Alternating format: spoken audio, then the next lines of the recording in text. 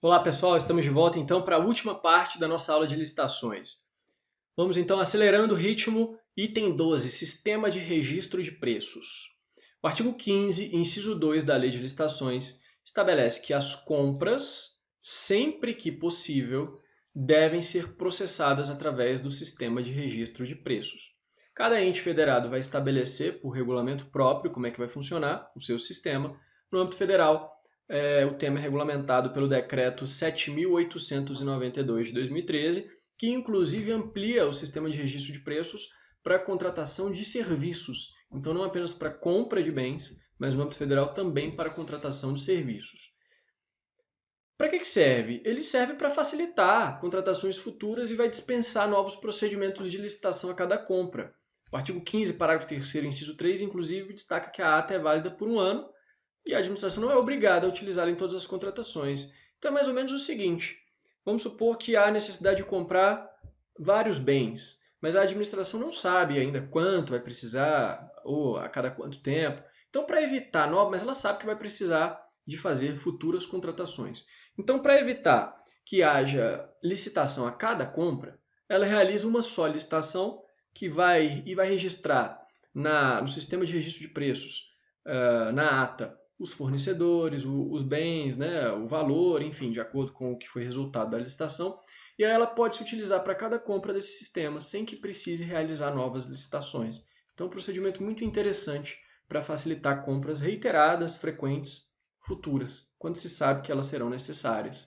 O artigo 15, parágrafo 4º, diz: a existência de preços registrados não obriga a administração a firmar as contratações que deles poderão advir, ficando-lhe facultada a utilização de outros meios, respeitada a legislação relativa a licitações, sendo assegurado ao beneficiário do registro preferência e igualdade de condições. Então, se ela não quisesse utilizar do sistema de registro de preços, ela pode, então, realizar a licitação, né, de acordo com a lei de licitações, realizar outros procedimentos. Mas é assegurado ao beneficiário do registro preferência e igualdade de condições. Isso é importante.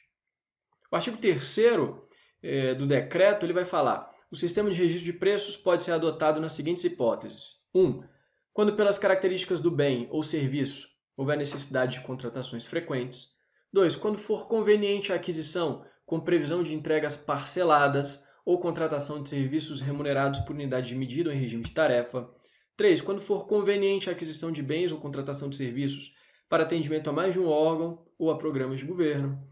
4. Quando pela natureza do objeto não for possível definir previamente o quantitativo a ser demandado pela administração. Uma diferença muito importante para fins de prova: o sistema de registro de preços e a ata de registro de preços. O próprio decreto vai delimitar, conceituar os dois. Nós temos o artigo 2º, inciso 1, o sistema de registro de preços é o conjunto de procedimentos para registro formal de preços relativo à prestação de serviços e aquisição de bens para contratações futuras. E a ata de registro de preços é o documento vinculativo, obrigacional, com característica de compromisso para a futura contratação, em que se registram preços, fornecedores, órgãos participantes, condições a serem praticadas, conforme as disposições contidas no instrumento convocatório e propostas apresentadas. Embora se fale que ele é um documento vinculativo, obrigacional, lembre-se, a administração não é obrigada a contratar sempre de acordo com o sistema de registro de preços. Ela pode optar ou não. O artigo 12 caput e o parágrafo 2º, também do decreto, vão estabelecer outro tema que você tem que ficar ligado. O prazo de validade da ata não pode passar de 12 meses, então até um ano, incluídas prorrogações. Agora, o prazo de validade dos contratos firmados em decorrência do sistema de registro de preços, aí ele é definido no instrumento convocatório, aí segue a regra dos contratos. Não tem um prazo delimitado aqui no estilo da ata de preços, que é de um ano. E isso de vez em quando é explorado. Eu trago uma questão, por exemplo, de analista da banca CESP. Conforme o decreto, veja que até para analista, de vez em quando, cobram-se questões do decreto. Então, principalmente para prova de carreira jurídica, é importante estudar. A vigência dos contratos decorrentes do sistema de registro de preços não poderá ser superior a 12 meses. Muita gente errou isso aqui. Por quê? Porque você lembra que o prazo não pode superar 12 meses e acaba marcando qualquer coisa. Mas não é a vigência dos contratos, é a validade da ata de registro de preços. Para registrar os preços, a administração tem que fazer uma licitação, né? A princípio, a modalidade é a concorrência, mas se admite também o pregão quando se tratar de contratação de bens e serviços comuns. E o artigo 7º do decreto prevê que a licitação para registro de preços será realizada na modalidade de concorrência do tipo menor preço, ou no pregão, quando for o caso, precedida de ampla pesquisa de mercado. Então, o tipo será o menor preço quando se tratar de concorrência. Inclusive é a regra que a gente já viu, né? A questão mais controvertida para a gente finalizar o sistema de registro de preços é a chamada licitação carona. Se cair isso na sua prova, você tem que saber o que é, tem que saber as críticas e como funciona. Bom, a de Pietro fala, pela lei, pelo decreto, admite-se que um órgão ou entidade que não participou do procedimento faça a sua adesão à ata de registro de preços. De Pietro critica muito, porque seria uma burla a licitação, outros autores também, mas enfim, está valendo. Nos termos do artigo 22 do decreto, desde que devidamente justificada a vantagem, a ata de registro de preços, durante a sua vigência, de no máximo 12 meses, poderá ser utilizada por qualquer órgão ou entidade da administração pública federal que não tenha participado do certame licitatório mediante a anuência do órgão gerenciador. Então, o importante precisa de anuência do órgão que gerencia o sistema de registro de preços, mas outro órgão da administração federal pode, então, se valer daquela ata, daquele sistema e da ata formalizada para contratar. É a chamada licitação carona. O artigo 22, parágrafo 8º fala: é vedado aos órgãos da administração pública federal a adesão a uma ata de registro de preços gerenciada por órgão municipal, distrital e estadual. Então, órgãos federais não podem pegar essa carona, fazer licitação com base em ata de órgão estadual, municipal, distrital. Mas o contrário pode. O parágrafo 9º diz: faculta aos órgãos e entidades municipais, distritais e estaduais a adesão à ata de registro de preços da administração federal. Então, esses órgãos menores e entidades menores podem aderir à ata federal. E no âmbito federal, entre si, os órgãos também podem aderir a essa chamada licitação carona. Antes de falar da dispensa da inexigibilidade de licitação, ainda tem a questão das infrações administrativas e crimes. Em relação às infrações administrativas, não tem muito o que falar. A doutrina, cito aí o professor Ricardo Alexandre, fazendo o estudo da lei, diz que a lei foi falha nesse ponto. Ela não traz as sanções. Ela não traz expressamente nem infrações nem sanções para condutas ilegais ocorridas no procedimento licitatório. As sanções que existem são para a inexecução dos contratos. E aí é outro tema, está lá no artigo 87. O artigo 88, inciso 2, fala que as sanções previstas nos incisos 3 e 4, que falam da proibição temporária, da inidoneidade para licitar e contratar, elas podem ser aplicadas às empresas e profissionais que, em razão dos contratos, tenham praticado atos ilícitos visando a frustrar os objetivos da licitação. Então, praticamente a única disposição que tem a respeito de infrações administrativas no âmbito das licitações é essa, quando fala que pode-se aplicar sanções às empresas em razão dos contratos quando eles tenham praticado atos ilícitos visando a frustrar objetivos da licitação. A omissão foi parcialmente, digamos assim, suprida com a Lei 12.846 de 2013, que vai prever sanções, mas para pessoas jurídicas, não tem sanções para pessoas físicas. Que no tocante a licitações e contratos, e aí tem várias hipóteses no artigo 5º, inciso 4, eu vou deixar só duas aqui na tela. A letra B, quando a pessoa jurídica impedir, fraudar a realização de ato no procedimento licitatório, ou na linha E, quando criar de modo fraudulento ou irregular pessoa jurídica para participar da licitação ou celebrar o contrato. E aí, então, pode-se utilizar da Lei 12.846 para suprir essa omissão. Leis mais recentes, como a Lei do RDC, elas trazem infrações administrativas e as sanções. A 8666 falha nesse ponto. Em relação aos crimes, você vai ter que ler do artigo 89 ao 98. E lá haverá a tipificação das condutas que sejam um ilícito criminal, um ilícito penal. Eu vou destacar, salvo engano, 3 dos principais crimes cobrados em prova. Talvez o principal, o artigo 89, e aí para provas você tem que decorar qual é a sanção. No caso, é a pena de detenção de 3 a 5 anos e multa. Pune-se a conduta de dispensar ou inexigir licitação fora das hipóteses legais ou deixando de observar as formalidades previstas. O parágrafo único diz que incorre na mesma pena quem concorreu para a consumação da ilegalidade ou se beneficiou da dispensa ou da inexigibilidade legal para celebrar o contrato. O que sempre se cobra a respeito desse crime do artigo 89? É tese fixada pelo STJ. Para configurar esse delito, tem que comprovar o dolo específico em causar dano ao erário e o prejuízo à administração. Então, o principal ponto, o dolo específico. Não basta ter deixado de observar o procedimento. Tem que comprovar o dolo específico em causar um dano ao erário. Se não se observou o procedimento de dispensa ou inexigibilidade, mas não houve o dolo de causar um dano ao erário, então não haverá o crime. Ao menos no âmbito criminal, não há qualquer tipo de punição. O artigo 90 pune com detenção de 2 a 4 anos e multa, conduta de frustrar ou fraudar mediante ajuste, combinação, o caráter competitivo do procedimento licitatório, com o objetivo de obter vantagem para si ou para outrem. O STJ já fixou que é um crime formal e dispensa o prejuízo. Crime formal é aquele que independe do resultado, né?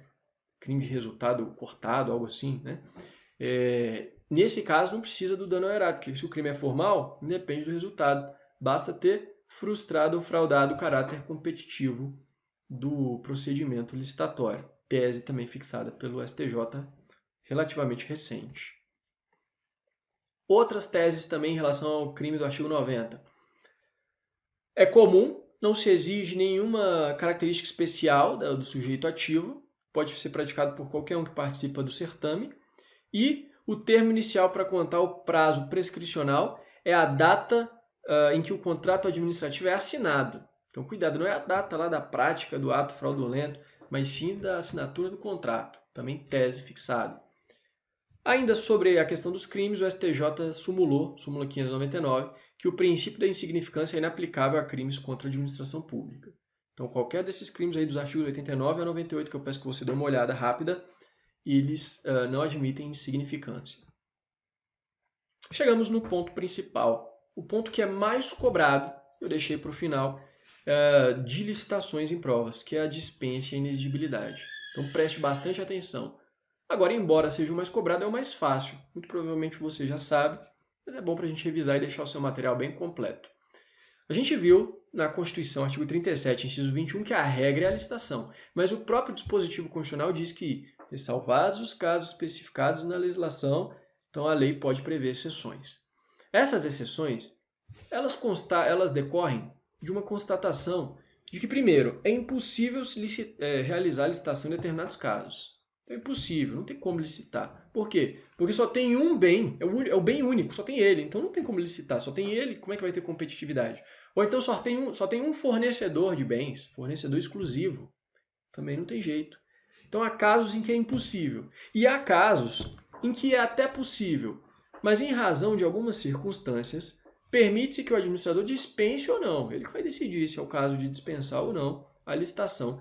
E há ainda casos em que, se realizada a licitação, embora fosse materialmente possível, isso traria um prejuízo danado à administração. Haveria um prejuízo, seria contrário ao interesse público primário licitar. Então, nesses casos, a lei também dispensa. E aí temos três figuras, na verdade, né? A licitação dispensável, a dispensada e a inexigível. Mas essas três figuras, primeiro elas são condensadas em duas. Primeiro vamos ver dois casos, depois a gente subdivide um deles. Inexigibilidade e dispensa.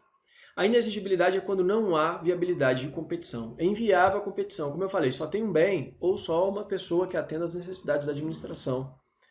Essas hipóteses estão no artigo 25. Que tem 3 incisos, mas já deixo bem claro, há possibilidade de ampliação. Esses 3 incisos são exemplificativos, o rol é exemplificativo. É possível pensar em diversas hipóteses em que há inviabilidade de competição. Em qualquer desses casos, a licitação é inexigível.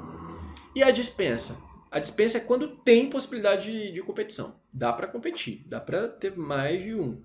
Mas a lei faculta a dispensa, a critério discricionário. Na verdade, a dispensa é um gênero, né, em que poderá haver licitação dispensada e dispensável. Em um caso, a obrigatoriedade de não licitar, que é contrário ao interesse público, e no outro caso, há uma discricionariedade. Mas ambas têm por característica comum o fato de que é possível, em tese, a competição. Então, a diferença entre inexigibilidade e dispensa como gênero, é que uma tem competição e a outra não é possível a competição. Olha como isso geralmente é cobrado em prova. Promotor de Justiça, FCC 2019. Quanto à dispensa e inexigibilidade, em geral, nas hipóteses de dispensa, há possibilidade de competição. E na de inexigibilidade, não. Perfeito. Por que a banca utiliza em geral? Porque se a gente for olhar a rigor o artigo 24, com seus 35 incisos, salvo engano, que traz as hipóteses de licitação dispensável, algumas delas, se você for analisar com critério, nelas não haveria possibilidade de competição. Então, teriam natureza jurídica de inexigibilidade. Mas na hora da prova, você não vai ficar fazendo essa discussão que é acadêmica. Tá lá no rol do 24, meu amigo, é a licitação dispensável. Tá? Já adianto essa dica para vocês. Então, vamos ver as 3 hipóteses. Licitação dispensada, dispensável, ambas podendo, em tese, ter competição, e, por fim, a inexigibilidade de licitação. Começando pela mais fácil, a licitação dispensada. Aquelas que a própria lei diz que não pode ter licitação. A doutrina fala, escapa à discricionariedade administrativa porque já estão determinadas por lei. Então, nessas hipóteses, não vai haver licitação, ainda que o administrador quisesse. Não vai haver. Elas estão no artigo 17, incisos 1 e 2. Então, basta ler o 17 que você vai ver as hipóteses em que não vai ter licitação, embora em tese fosse possível a competição. Também é o que o Carvalho Filho fala. O Carvalho Filho diz, doutrina mais moderna tem diferenciado a licitação dispensável, o rol gigantesco do artigo 24, que tem juízo de discricionariedade, e a licitação dispensada, que é a contratação direta é uma decisão vinculada. Cuidado, doutrinadores mais antigos não fazem a diferenciação de licitação dispensada e dispensável. Por isso que é sempre bom começar falando de inexigibilidade e dispensa como gênero, porque muitas questões ficam aí. Outras trazem essa subdistinção mais moderna.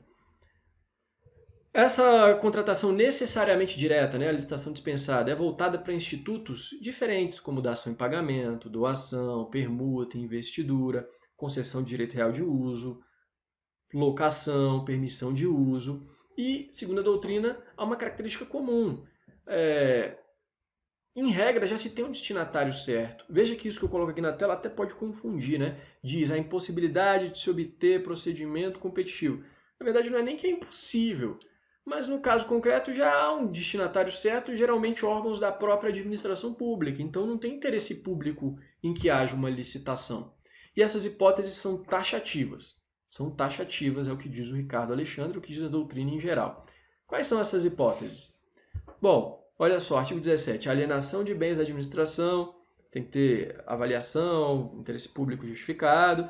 Quando bem imóvel, depende de autorização legislativa para órgãos da administração direta e entidades autárquicas e fundacionais, e para todos, inclusive para entidades paraestatais, depende de avaliação prévia, e licitação na modalidade de concorrência. Então, para alienar bens, licitação na modalidade de concorrência. Salvo, dispensada a licitação para dação em pagamento, doação exclusiva para a própria administração, permuta, investidura, venda a outro órgão da administração. Então, nesses casos, não precisa de licitação. Na verdade, não pode ter licitação. E quando bens móveis, também vai precisar de licitação, dispensada a licitação, doação, e aí vai ter os critérios da lei, permuta entre órgãos da administração, venda de ações, venda de títulos, aí é com o estudante. Aí o estudante vai ler as hipóteses. Beleza? Lembrando que quando a administração ela é devedora e vai pagar uma dívida por meio de dação em pagamento, licitação dispensada. Quando ela vai vender um bem imóvel que foi resultante de uma dação em pagamento, alguém lhe deu a dação em pagamento aquele bem imóvel, aí ela vai licitar, aí ela vai vender, alienar, ela tem que licitar e a modalidade pode ser ou concorrência ou o pregão, como a gente já estudou. O mesmo quando o imóvel for resultante de procedimento judicial. Já a licitação dispensável é aquela em que a discricionariedade do administrador está no rol taxativo do 24. Todas as hipóteses ali previstas, são 35 casos. A de Pietro divide didaticamente em 4 categorias. Mas a prova não cobra. Essa dispensa é em razão disso, em razão daquilo. Não cobra essas categorias. Elas são apenas para tentar facilitar o estudo. Porque se você ficar lendo os 35 incisos, é difícil anotar tudo. Então, didaticamente ela coloca. Algumas hipóteses são em razão do valor, que é pequeno, outras em razão de situações excepcionais, outras em razão do objeto e outras em razão da pessoa. As mais importantes, eu já adianto, são as duas em razão do valor. Para obras e serviços de engenharia, até 10% do limite que está previsto em outro artigo, que resulta em R$ 33 mil. Então, para obras e serviços de engenharia até R$ 33 mil, não precisa licitar, o administrador escolhe. Para serviços e compras, em geral, R$ 17.600. Esse é o limite em que se permite a dispensa da licitação. Esses limites dobram para compras, obras e serviços contratados por consórcios públicos e agências executivas. E cuidado, quando se tratar de sociedade de economia mista e empresa pública, pela lei de licitação também haveria um dobro do limite. Mas isso não é mais verdade, porque a Lei 13.303 de 2016 estabelece limites diferenciados. A gente vai ver 100 mil, 50 mil. Então, esse 24, parágrafo 1º da Lei de Licitações, foi revogado parcialmente no que toca à sociedade de economia mista e empresa pública. Em razão do valor e em razão de circunstâncias excepcionais. São várias hipóteses, eu vou destacar duas aqui. Nos casos de emergência ou calamidade pública, quando caracterizada urgência de atendimento de situação que possa ocasionar prejuízo ou comprometer a segurança de pessoas, obras, serviços, e somente para bens necessários ao atendimento da situação emergencial calamitosa e para parcelas de obras e serviços que possam ser concluídas no prazo máximo de 180 dias contados da ocorrência da emergência, vedada a prorrogação dos contratos. Então tem todos os detalhes aí que você tem que anotar. Outra hipótese, quando não acudirem interessados à licitação anterior e justificadamente essa não pudesse ser repetida sem prejuízo para a administração. Essa é a chamada licitação deserta, que você não pode confundir com a fracassada que a gente já estudou. Permite-se em prazo de 8 dias úteis que se renovem as propostas, a documentação e tal. Aqui é a hipótese de dispensa, quando não tiver interessado e a repetição puder ocasionar prejuízo. Aí permite-se a dispensa. Em razão do objeto, aqui dois exemplos. Para compra ou locação de imóvel destinado ao atendimento das finalidades precípuas da administração, cuja necessidade de instalação e localização condicione a sua escolha, desde que o preço seja compatível com o valor de mercado. Outro exemplo, para contratação de entidades privadas sem fins lucrativos, para implementar cisternas ou tecnologias sociais de acesso à água para consumo humano ou produção de alimentos, blá, blá, blá, blá, blá, blá. E o último grande grupo da de Pietro em razão da pessoa. E vou citar aqui exemplos também. Para aquisição por pessoa jurídica de direito público interno de bens produzidos ou serviços prestados por órgão ou entidade que integra a administração direta, que tenha sido criada para esse fim específico em data anterior à vigência da lei, se o preço contratado for compatível com o de mercado. Eu só trago esse exemplo aqui porque ele fala que a pessoa tem que ter sido, o órgão ou a entidade tem que ter sido criado antes da vigência da lei. Mas o parágrafo 2º do artigo 24 diz que esse limite temporal não se aplica para órgãos e entidades que produzem produtos estratégicos para o SUS. Nesse caso, não precisa observar o limite temporal. Para contratar empresa ou pública ou sociedade de economia mista com suas subsidiárias e controladas, então na contratação entre as estatais e suas subsidiárias, desde que o preço seja compatível com o de mercado. Para celebrar contrato de prestação de serviço com o OS, com organização social, para as atividades contempladas no contrato de gestão. Sempre que envolve OS, você pode marcar que não precisa de licitação, seja qual for o caso. E para celebrar contrato de programa com ente da federação ou com entidade da administração indireta, para prestar serviço público de forma associada nos termos do contrato do consórcio ou do convênio de cooperação. Beleza. E para encerrar esse tópico, depois a gente vai para a contratação direta, a inexigibilidade de licitação. Como eu falei, é quando não é viável a competição. Segundo o professor Matheus Carvalho, e ele se baseia na obra do Celso Antônio Bandeira de Mello, embora com uma pequena diferenciação ali no pressuposto fático, mas pode ser cobrado desse modo. Ele fala, se ausente um desses 3 pressupostos, basta um não presente, já é caso de inviabilidade de competição. Quais são os 3 pressupostos de uma licitação? Primeiro, o pressuposto lógico, tem que ter pluralidade de bens e de fornecedores. Se tiver só um fornecedor ou só um bem ou um serviço singular, não tem competição. Então, a ausência de pluralidade de bens ou fornecedores acarreta a inviabilidade. Pressuposto jurídico: interesse público na realização da licitação. Se a licitação contrariar o interesse público, então não pode licitar, porque o objetivo da licitação é buscar o interesse público, mas se em determinado caso ele contraria o interesse público, esse procedimento prévio a contratações, então ele não pode ser adotado, né? Ele seria ilícito. E aí ele cita como exemplo desse pressuposto jurídico contratações referentes à atividade fim de estatais que exploram a atividade econômica. Isso violaria o interesse público, então não tem como, seria inviável a licitação. E, por fim, o pressuposto fático é a desnecessidade de contratação específica, porque se tiver necessidade de contratar um serviço específico, aí não tem como haver competição, inviável a licitação.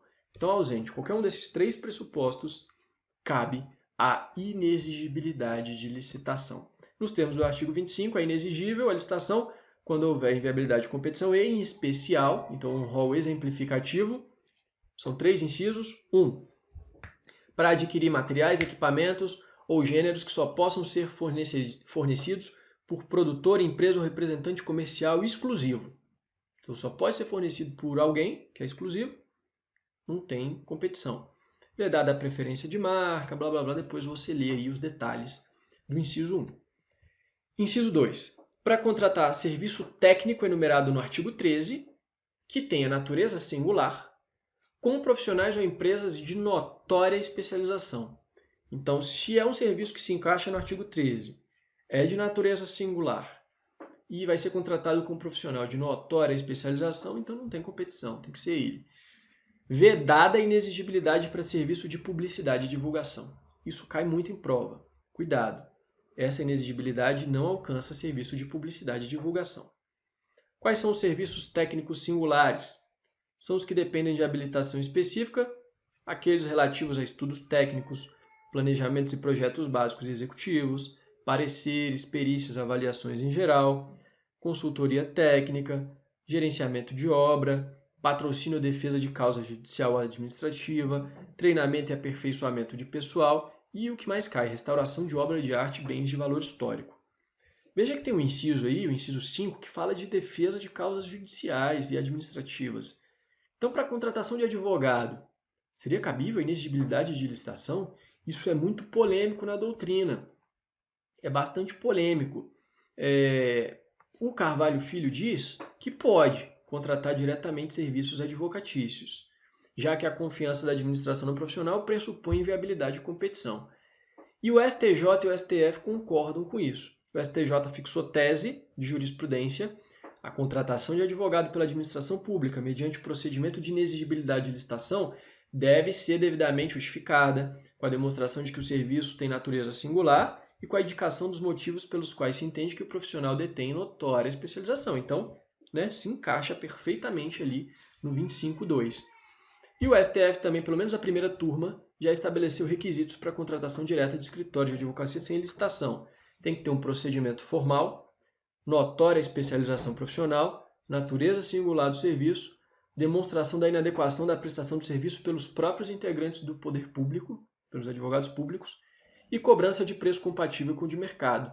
No caso aqui, o município de Joinville contratou advogado para questões envolvendo a retomada da concessão de saneamento básico. O Supremo entendeu que se encaixava nessa inexigibilidade de licitação. Só voltando aqui o slide, faltou a gente falar do 25, parágrafo 1º, que diz: considera-se de notória especialização o profissional ou a empresa cujo conceito no campo da sua especialidade, decorrente de desempenho anterior, estudos, experiência, publicação, equipe técnica ou outros requisitos, permitem inferir que o seu trabalho é essencial e indiscutivelmente, o mais adequado à satisfação do objeto do contrato.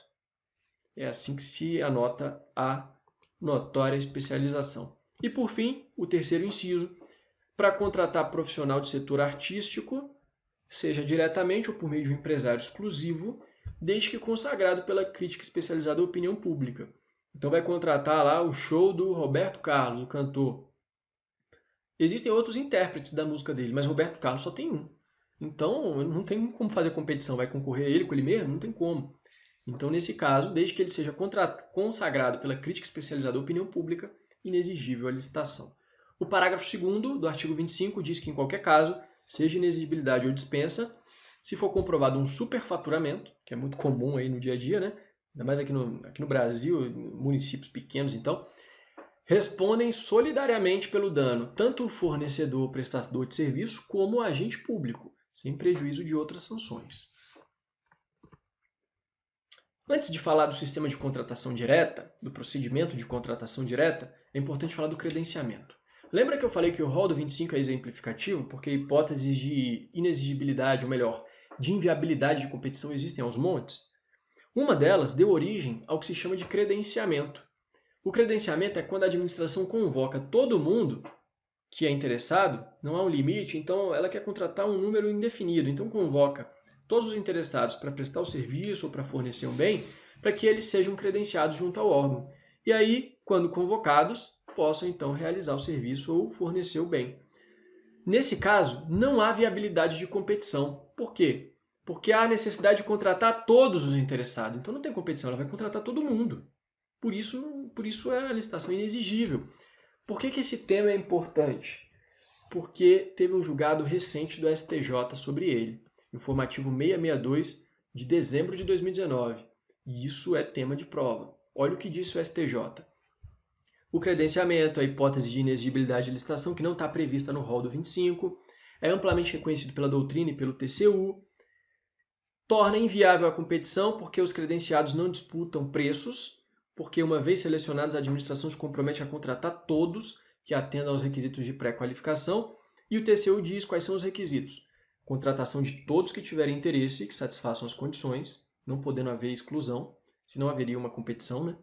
Garantia de igualdade de condições a todos, pelo preço que a administração define. Demonstração inequívoca de que as necessidades da administração só podem ser atendidas dessa forma.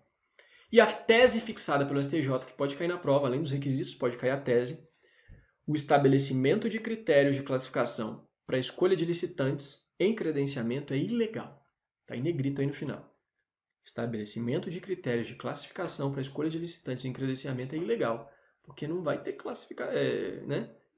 Todos vão ser contratados. Para a gente encerrar esse ponto, procedimento para contratação direta. Está lá no artigo 26, no caput, no parágrafo único. O parágrafo único vai dizer que o processo de dispensa, inexigibilidade ou retardamento, mas na verdade não serão todos, mas quase todos, a gente vai ver os casos, esse processo será instruído com os seguintes elementos. A caracterização da situação de emergência ou iminente risco à segurança pública que vai justificar a dispensa, quando for o caso, a razão da escolha do fornecedor ou executante, justificativa do preço, que é o principal, e a comprovação, documento de aprovação dos projetos de pesquisa aos quais os bens serão alocados. Então tem um procedimentozinho prévio, inclusive a gente vai ver que ele vai precisar de ratificação pela autoridade competente e vai ser praticamente exigido em praticamente todos os casos de dispensa e inexigibilidade. Olha só o que diz o caput. O procedimento que a gente está falando é exigido nos seguintes casos. Para as dispensas, aquela licitação dispensada, nos parágrafos 2º e 4º do artigo 17, que são concessão de título de propriedade ou direito real de uso de imóveis e doação com encargo, quando houver interesse público devidamente justificado. Então, nesses dois casos de licitação dispensada, tem que ter o procedimento.